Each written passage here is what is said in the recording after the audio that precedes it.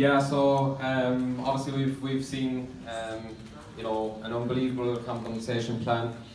We now have an even more unbelievable career plan, and many reasons for people to go out and sell a license. However, for me, when I was first told about this, it was the product that got me interested. It was the vision, it was the whole ecosystem that was being talked about. And so when I heard about it, Paul Riley made the decision to go out and meet these guys, I soon learned that the product was absolutely unbelievable, mind-blowing. However, even more importantly than that, it was the people behind it. And to meet these guys, and I say to all the people I talk to about this, when they get the opportunity, they should do so. Because they literally are the most genuine, honest, and fun guys to be around. And it really is a true pleasure to be involved in the business that they're creating, but also the manner in which they're doing it. Notice that we had an Irish guy do our introduction. The nicest people in the world, I gotta say. Thanks. Very true. So yeah, but you know, it might surprise people to know that I have yet to sell a license. Because it doesn't need selling. I've told many people about it, but I've never sold it. Sold many licenses, but never had to sell them. Because if you truly learn about this business and learn all the detail, you'll want to share it. You'd share it for free. I would share it for free. I would want my friends to know about it. Don't take that literally. keep the money coming. But you would. So while Matthias and co were presenting, and Fraser and so on were presenting the unbelievable payment structure that's there and comp plan is there, if you learn about the product, you'll want to tell your friends, family, and people belong to you anyway, one way or the other. And so for that reason, I would say to everyone, learn every bit of this. I'm still learning. We're at, looking at it for about a year now and still learning. And hopefully we'll learn a little bit more today. So, Perry, first question. Obviously, for the first time we heard that there's an ICO in store. Yes. So around that, I have just a couple of questions. So, with regards to the ICO, is the ICO going to happen before or after it's launched? So the ICO opens up a lot of topics of conversation, and I think it's important to first of all know that what happens with Daspay as an ICO is doesn't determine what Dascoin is. Dascoin is a cryptocurrency. The ICO for Daspay is an ICO. It would be a token. The plan is to make the token have a use within that system. The exact timing, we're not ready to actually announce any of those details yet.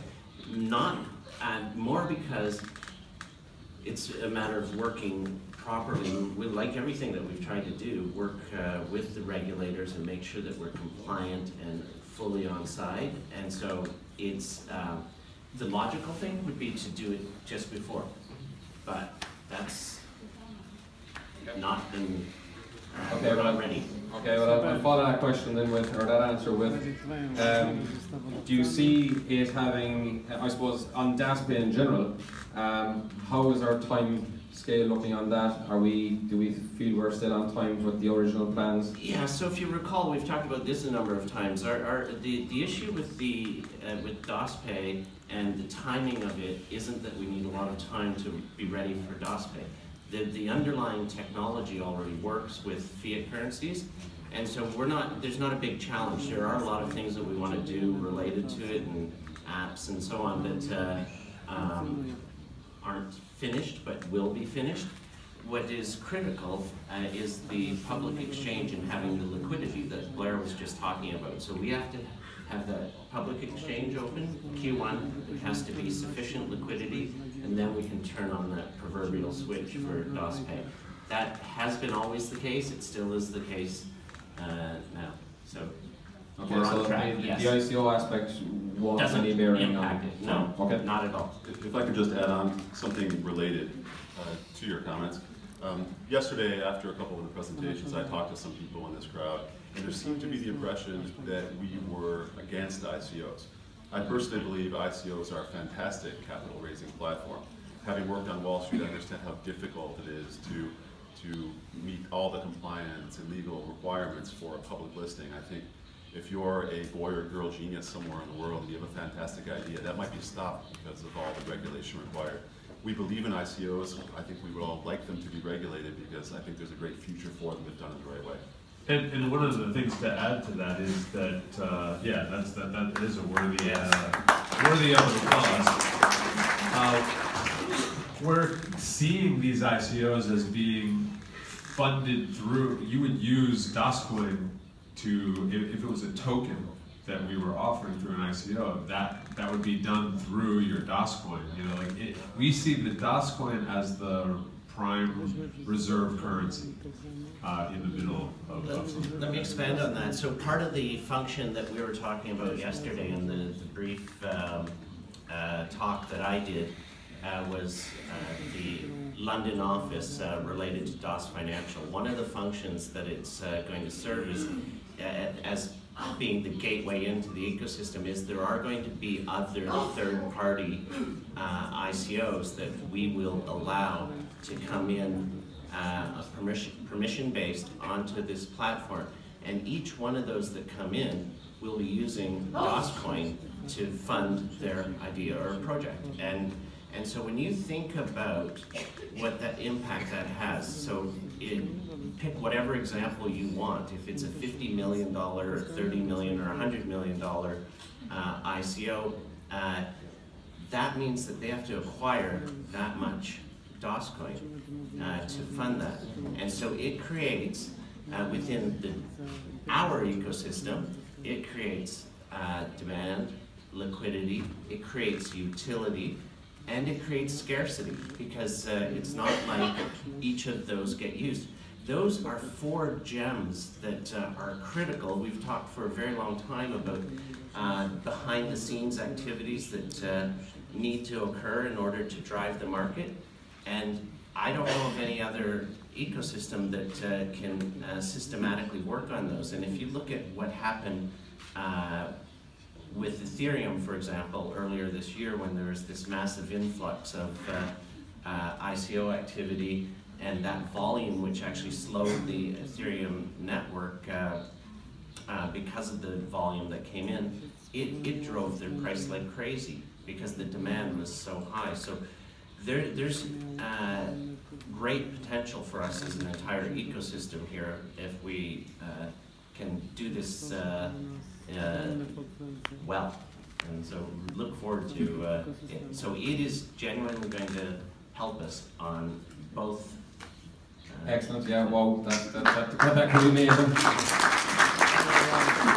Which brings me nicely on to the next question. I'm launching an ICO in a couple of weeks' time. Why will I choose the Dascoin platform over the likes of Ethereum? Well, I'm not going to sell you on it, but I'll tell you some of the... Very good. So, is that directed at me? Because whoever wants to take it. So, I think that answer is not substantially different than probably a lot of the things that you say now about the ecosystem. And this, you know, we've talked a lot about the ecosystem. The ecosystem probably hasn't been as well understood by everyone as it could be. And it's understandable because it's hard to see this ecosystem that we talk about. But soon there's going to be reference points, things you can point to, multiple offices in London and various and real activities happening, and so Daspay, for example. Is that what Michael calls the popcorn popping? Is that what? Oh yeah, baby. I love that analogy, by the way. And so, for example, if Daspay is one of the first, if not the first, ICO on the platform, and there's success with it, it'll be a good reason to follow. And we have the ability to offer to the network the opportunity to participate. And so it becomes a benefit of being part of the network that you'll get exposure to opportunities. Like, try and participate in some of these high demand ICOs. You know, good luck, right? Like, it's difficult, and you find out about it after, and you paid, you know, we could, and we haven't decided on exactly how that plays out, but we can, we have a method of communicating with everyone in our network. Hey, here's something that we're doing, participate or not, it's up to you. You'll already have Dascoin, you can participate. And it's I think, a great system, a great reason why someone would want to come in. Yeah, again, whoa. Okay. As someone, I've participated in quite a few ICOs, and that makes it really clear to me now as to we're actually offering them our network. Yes. Yes. That's the key. So, how many times have you heard us talk about the power of the network? You know, where is the value proposition to the outside world? This is one example of, you know, and this network value. So people are going to want to be part of it, and as more and more people want to do real transactions on it, it has the potential of just making us skyrocket. So we have to embrace and have to charge forward and do these things. And I mean, we've talked about Daspay being the silver bullet and the perfect, and it's a proven ICO models in at least 7 other cases. Okay, yeah, there's just another example of for me anyway, of learning something new about this business, and it just gets better and better every time. So that's amazing. For anyone that's involved, has been involved in any ICOs, this is brilliant on many levels. Yeah, did you make money on those ones you participated in? Well, you know, there's an assumption on a lot of the ICOs that they have left that part of their model out. Right. They don't have a growth model. That's right. To their. So the thought is that there would be this self-incentive.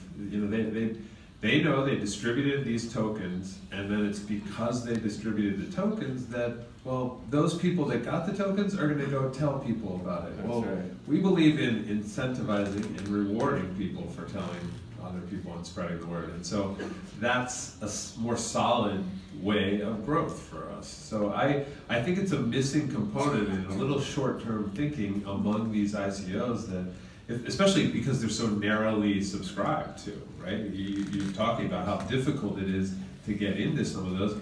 So you've got a few people holding the tokens that were issued, and then the thought is, oh, we got a base of people that have that, and it should be going up, and you know, it's just a flawed concept. What generally tends to happen is they get dumped the day they go on the exchange. It's pump and dump dynamics that have been set up. It's short-term thinking, and that's what a lot of those ICOs will end up. Now, that doesn't mean we think that ICOs, there's a lot of good aspects to them. We just think we want to do them right. Yeah, like everything else. Excellent. Okay, so yeah, I just want to, I suppose, take a step back and just talk about the original vision. And I suppose you spoke a little bit yesterday regarding the vision.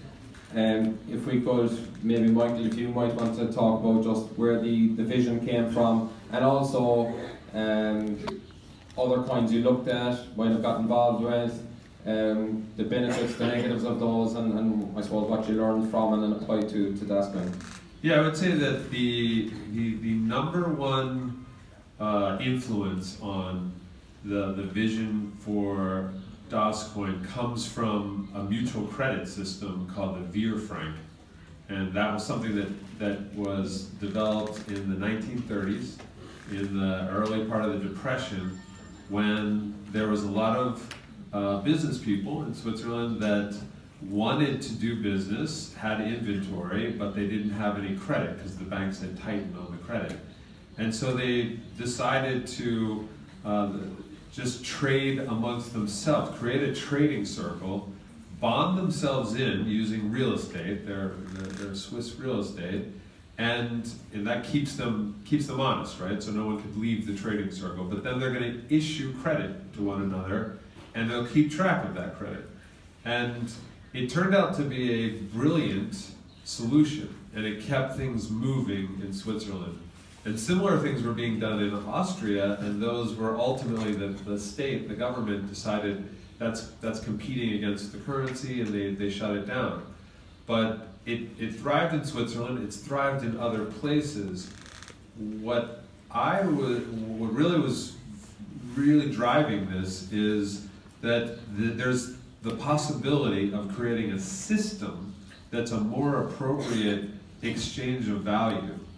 And that's possible now to do on a global basis. It's never been done before, but it's possible to be done. And it's a more equitable exchange mechanism. It's a more equitable way of holding and exchanging value. And that has been a real driver for me. And the idea is that you're separating the store of value unit from the medium of exchange from the unit of account. The three functions of money are being separated rather than all in one. And the beginning of that vision is Dascoin. Dascoin is the store of value unit. But where we're going ultimately is through to a medium of exchange and to a unit of account. So there's a much bigger picture. This is the tip of the iceberg of the entire concept. Okay, excellent. And But wait a minute, where's your magic crystal in your hand? I think Blair is that, isn't it? It's where Blair's hair is.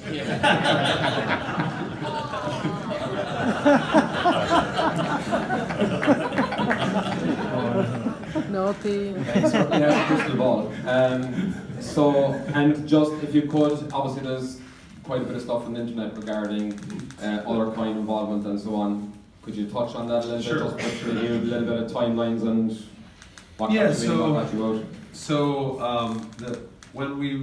so John and I, in the summer of 2014, we were dialoguing via email, and we had kind of a think tank going, just of people talking about cryptocurrency ideas. And one of the things that was very glaring to me was this, what we were just talking about with the ICO. Okay, but for the first one, Bitcoin, it's the first one, so you have that going, and it starts a natural, it's a natural form of marketing of sorts. But when you come after that, you need more growth mechanism somehow there. And so we had an experience, John and I, where we worked, I was advising a company that had a division that was using multi-level marketing. And I saw how powerful it was from the standpoint of advising that company. I was advising the CEO of that company. And that's where John and I met. And so in seeing that, we just started talking, the cryptocurrency phenomenon was happening.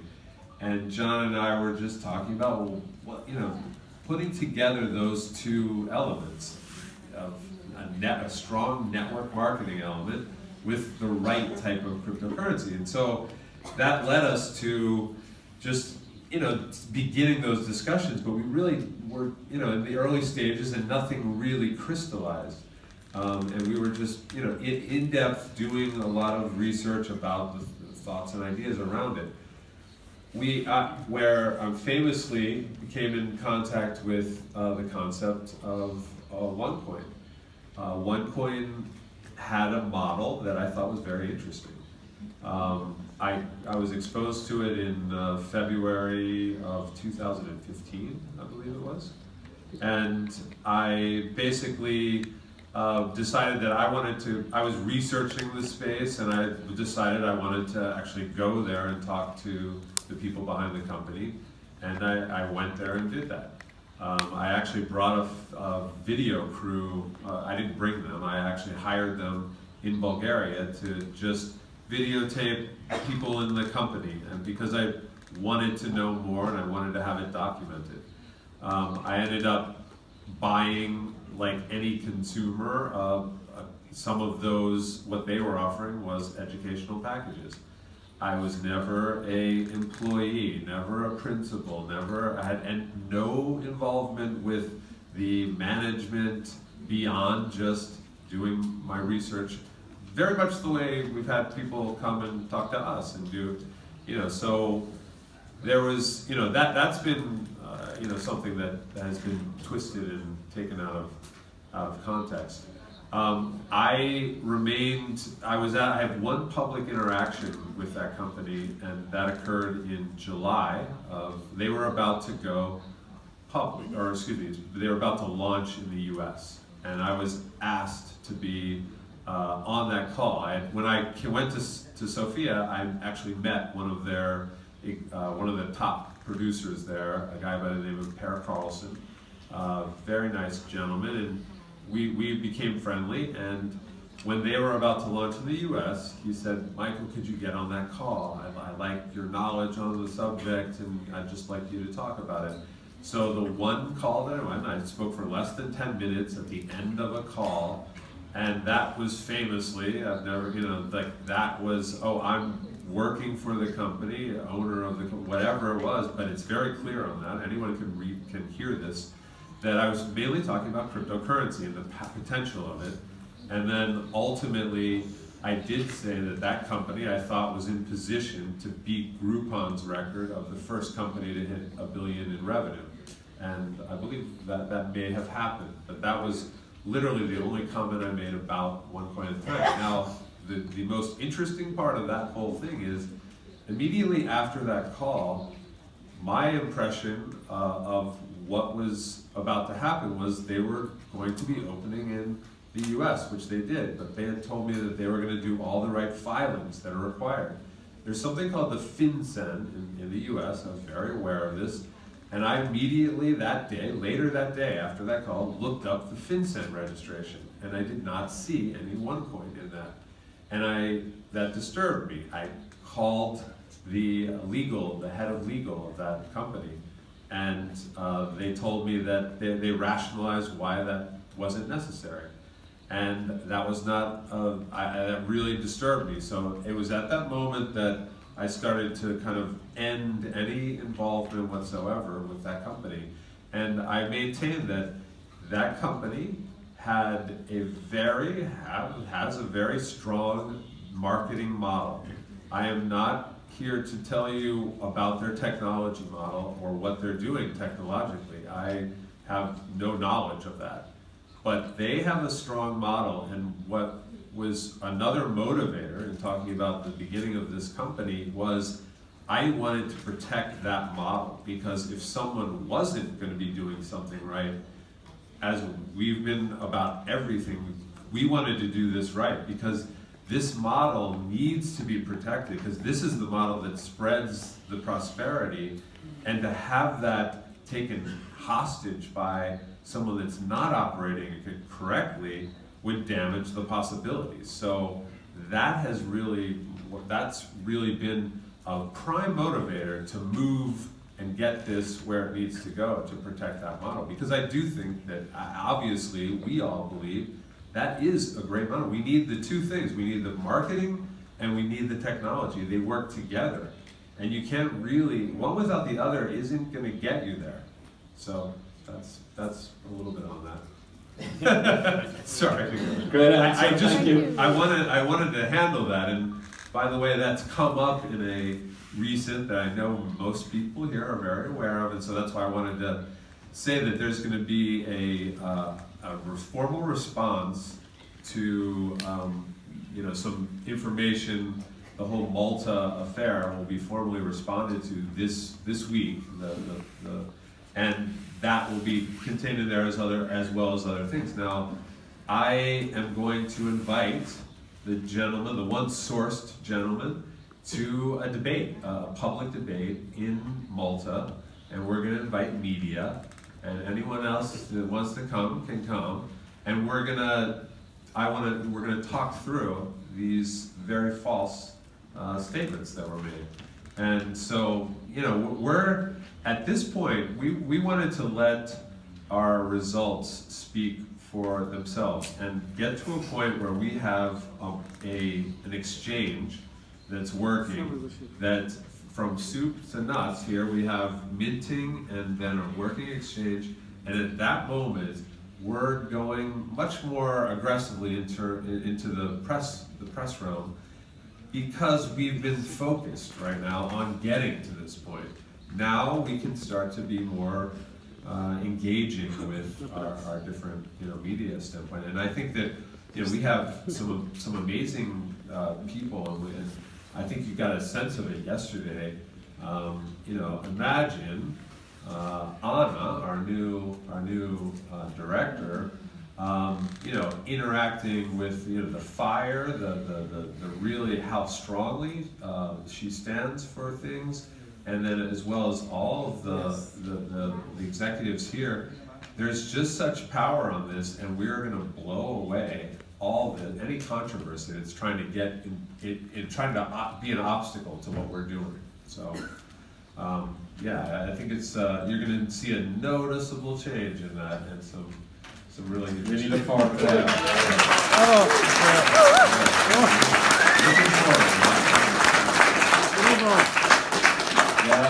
That's what we're wanting to hear. That's great. Good to hear. Okay, so just to change away from that a little bit, George, question for you, just around the whole. If we can get a little bit of information regarding the relationship between the validator, the web wallet, the hot wallet, the exchange.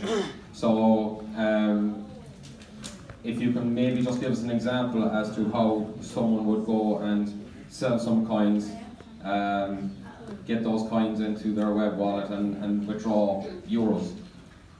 Don't want to derail the question too much, but we are going to have training following the coffee break. Yes, he can explain that in 30 minutes. No, that was a good short answer. You listening, Michael? So hang around. Rifle shot. We'll leave that one there. Right, over to you, John. Beat that. Right, so... what George said. He did it. So the weekly webinars, really great, and particularly in I suppose recent weeks. We've had on obviously the likes of Michael, we've had on the likes of Fraser, Penn, many really good, interesting stories coming out from that, and information. Is that something that you're going to look to develop further? Maybe get someone on talking about web wallet. I know we're getting training, but to talk about it. Maybe someone to talk about smart contracts, or new and old directors. Yes, absolutely. So we are actually looking for some office space in Las Vegas to actually build a bigger studio so I can expand the webcast. The webcast will continue. It's over a year old now, started last August.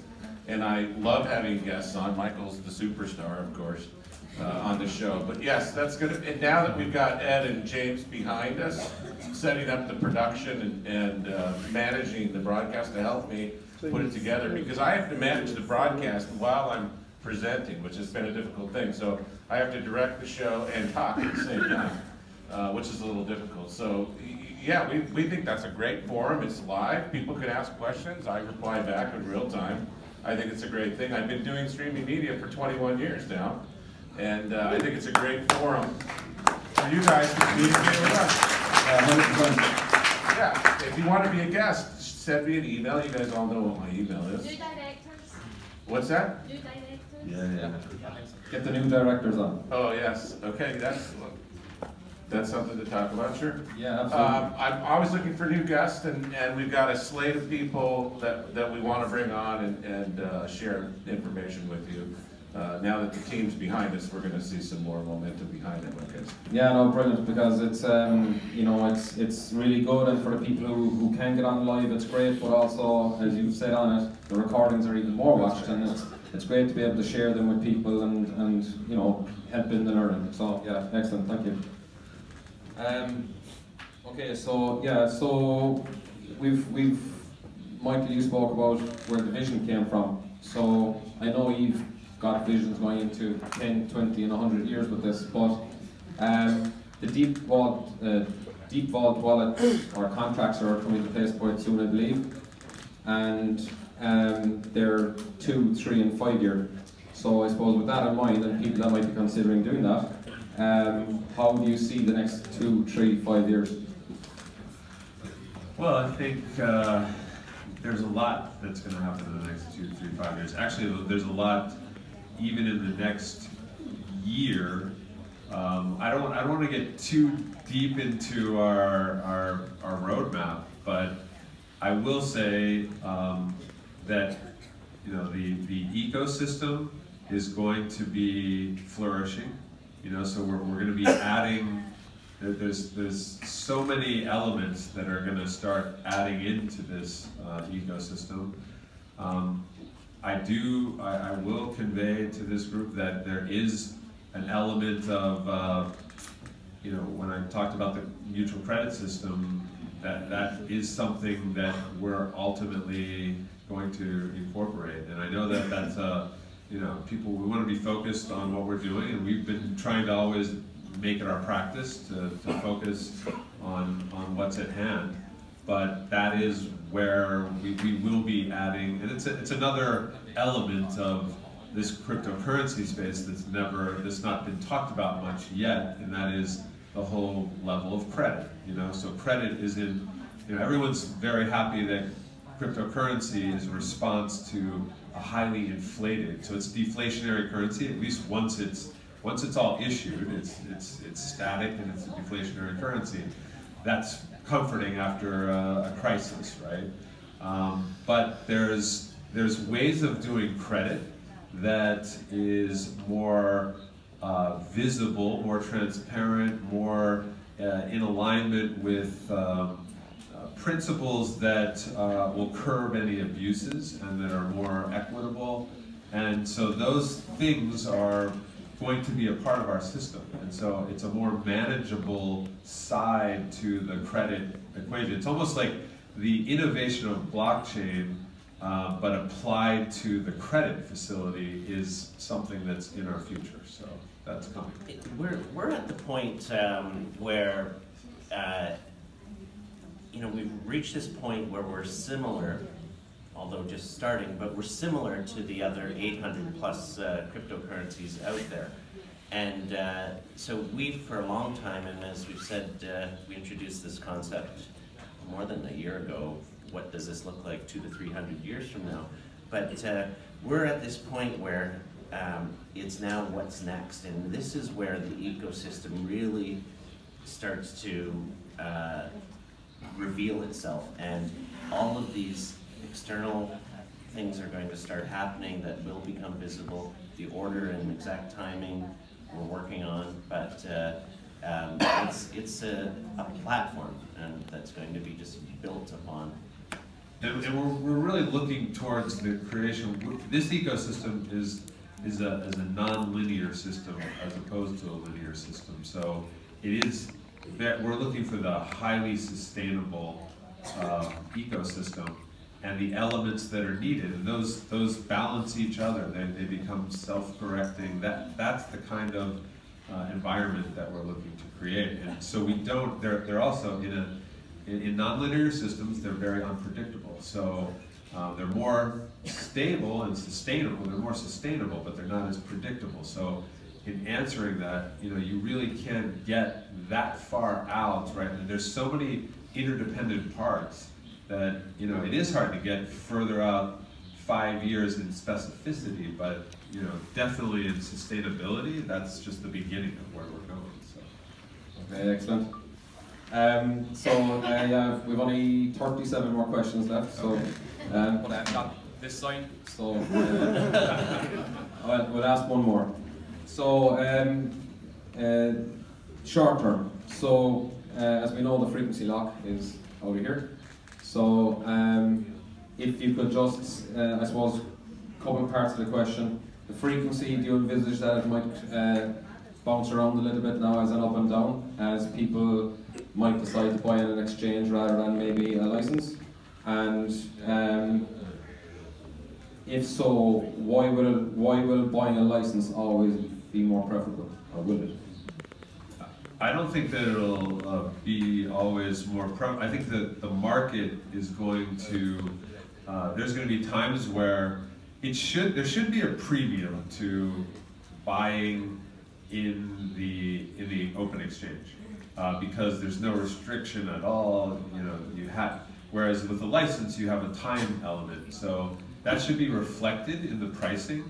It could get out of whack the same way treasury notes get out of whack over, you know, they can move. So I think that there'll be moments where it could be out of kilter, but I think it will correct from there. So there's no view that there's one superior way. That I will say this, that there's always going to be a role for cycles, that those are going to become, you know, we're all still caught up, and I know that this is part of our own little, we have a paradigm shift ourselves here going on, and that is, you know, cycles aren't, you know, right now they're being auto-converted. Well, that's not going to be, the future is going to be, they're going to be used in many ways. So there isn't just this auto-conversion element. It's not just about, you know, licenses are not just about, you know, kind of a way of getting to Dascoin.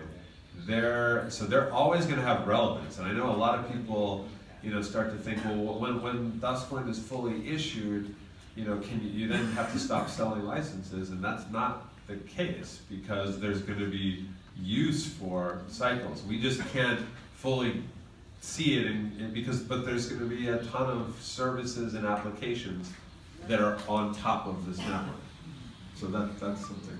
And the cycle is the currency to pay for those things. Yes, the cycle is really an important, very, very, as I said yesterday, it's like this building block, you know, it's like the Lego that we're going to build out so many things on using these cycles. That is the building. Yeah, I guess as we see the ecosystem coming together, or the elements that are on it, we'll start to realize the value of the cycles themselves, and that in turn will create value for the license. Yes. Okay. One last one, sorry. The 25k license is treated slightly differently to every other license from now forward. Can you just explain the differences between that and the rest, please? Quite differently in that it maintains the frequency lock. So. Whoa! That's a bit different. Wow. So. No. I'm saying so I'm just trying to think. We cut some things short yesterday, and so I'm not sure if I've got everything. But what do you want to come back to it, or? So. Yeah, I mean, I think that it's probably the moment, at least, that this be made known, because by the answer, I'm not sure that that's been said. So the frequency lock will actually continue on one more month. Is that? Yes, that's been made. Okay, everybody understands that. Yes. For all licenses. For the month of, just for one more month, we are going to continue the frequency lock. So just for this month. Now going past that. For all licenses, though. For all licenses. So it is for all licenses. All licenses through October. Yeah. Yes. So then going forward, the president license will have this lock perpetually. So. Okay. I think on that note. Yeah. But was that understood or not? Is this I didn't know that. I didn't know that. Others not. Okay. Okay. So yeah, on that note. Let's leave with a positive. Good. Thank you so much. Some huge questions there. Some incredibly elucidating answers for everyone. And for me, this really is what the currency of trust is about. It's this transparency. It's getting to look under the bonnet of this organisation, getting the questions that are coming in from you guys, the most pertinent ones, and getting them answered from the founders of this organisation. You could really hear a pin drop just then I think this has been so valuable. This is worth doing over and over. I think we could have done this probably into the twilight hours. So I think we'll get more time, we'll get more answers. And I just want to say again a huge thank you to these 4 guys for doing those questions.